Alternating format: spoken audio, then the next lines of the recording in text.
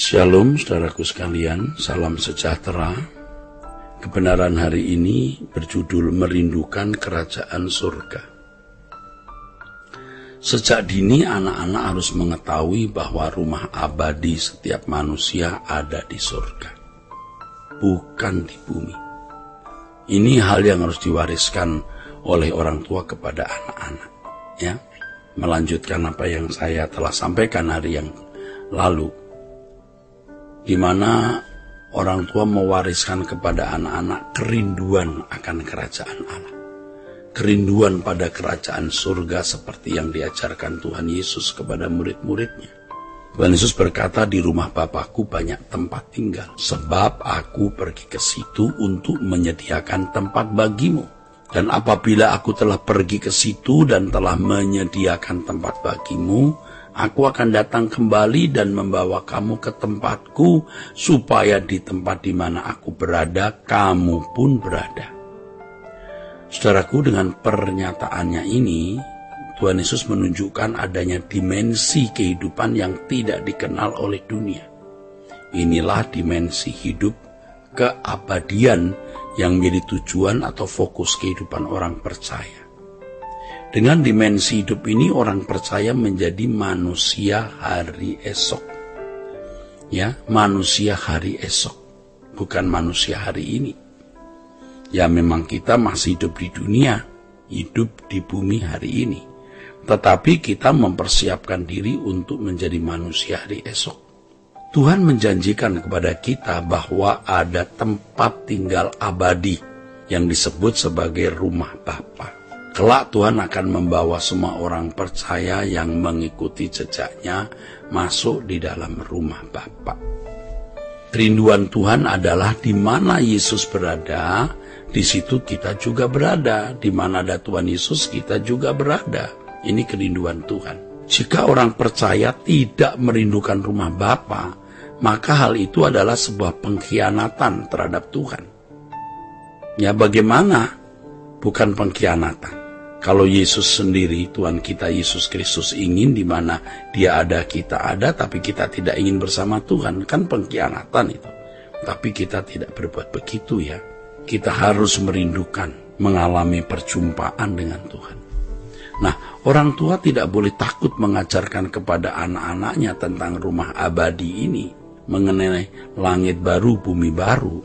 Dengan mengajarkan langit baru dan bumi baru, berarti kita mengajarkan anak-anak untuk menaruh pengharapan di kekekalan. Ini bukan berarti kita mengajarkan anak-anak tidak optimal di bumi, ya. Sejak dini anak-anak harus kita ajar bertanggung jawab dalam kehidupan di bumi ini. Mulai dari sekolah, belajar, bergaul, ya, berkarir, membangun pola hidup sehat, dan lain sebagainya. Harus memaksimalkan potensi, sebab memaksimalkan potensi itu adalah pengabdian kepada Tuhan. Dengan mengajarkan langit baru dan bumi baru, berarti kita mengajarkan tentang tujuan hidup manusia yang pada akhirnya memang harus pulang ke rumah abadi. Dan bagi orang percaya, rumah abadinya rumah Bapa. Segala usaha, pencapaian, dan prestasi yang dapat diperoleh seharusnya menjadi persembahan yang diarahkan untuk persiapan berjumpa dengan Tuhan, bukan untuk pemuasan diri.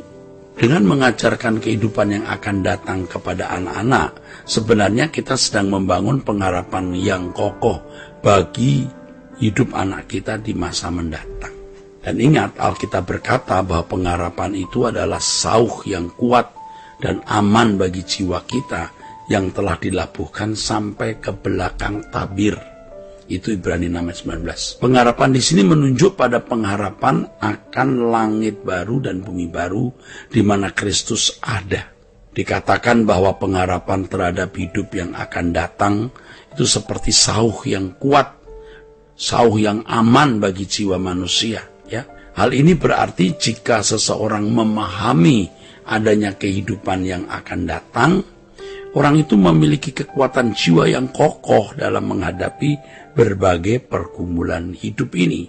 Masalah sebesar apapun yang menimpa hidup kita, ya, hidup orang yang menaruh pengharapannya di langit baru, bumi baru, itu tidak akan membuat bergeser dari Tuhan. Sebab ia tahu masalah sebesar dan seberat apapun tidak ada apa-apanya dibanding dengan kerajaan surga. Nah, saudara, bayangkan jika anak-anak kita memiliki pengharapan yang benar dalam Tuhan, betapa berbahagianya orang tua yang mengajarkan hal tersebut, saudara. Saudaraku, kita harus realistis dalam memandang kehidupan. Kita tidak dapat selamanya berada di sebelah anak kita, loh. Suatu hari nanti kita akan meninggalkan anak-anak. Mereka akan kita tinggalkan dan kita akan beralih ke kekekalan. Orang tua harus pulang ke surga maksudnya. Jika kita hanya mengajarkan anak-anak menjalani kehidupan di dunia ini saja, betapa malangnya kita, betapa malangnya mereka. Sebab ketika berada di kekekalan mungkin kita tidak akan pernah berjumpa lagi dengan mereka. Tragis itu. Kita hanya bertemu dengan anak-anak kita itu kan 50 sampai 60 tahun di bumi dan kemudian berpisah selamanya. Bisa. Akan tetapi kita dapat menanggulangi hal tersebut dengan mengungsikan anak-anak kita ke langit baru, bumi baru.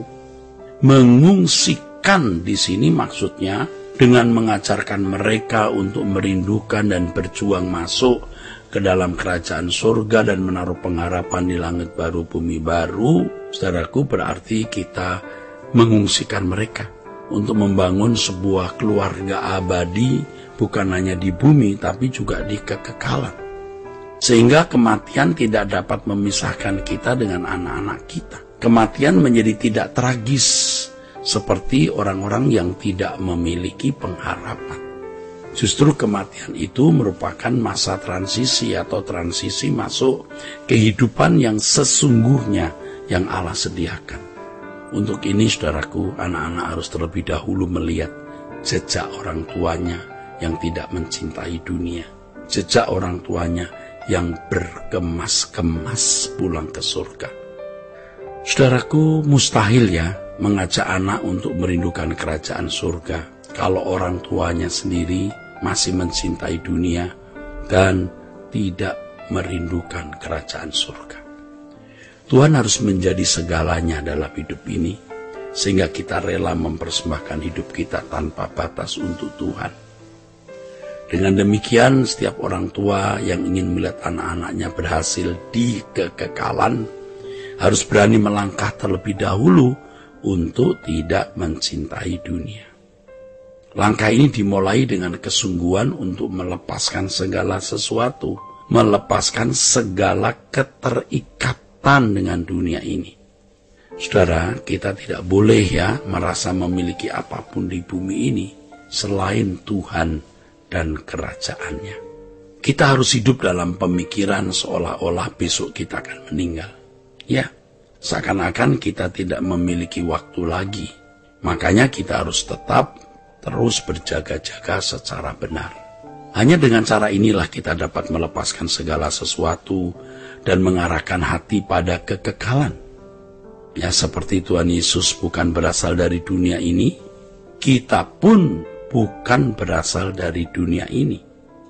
Oleh sebab itu, kita mau merindukan kerajaan surga, merindukan langit baru, bumi baru, lebih dari segalanya. Puji Tuhan. Saudaraku, kiranya kebenaran hari ini memberkati kita sekalian. Sola Gracia.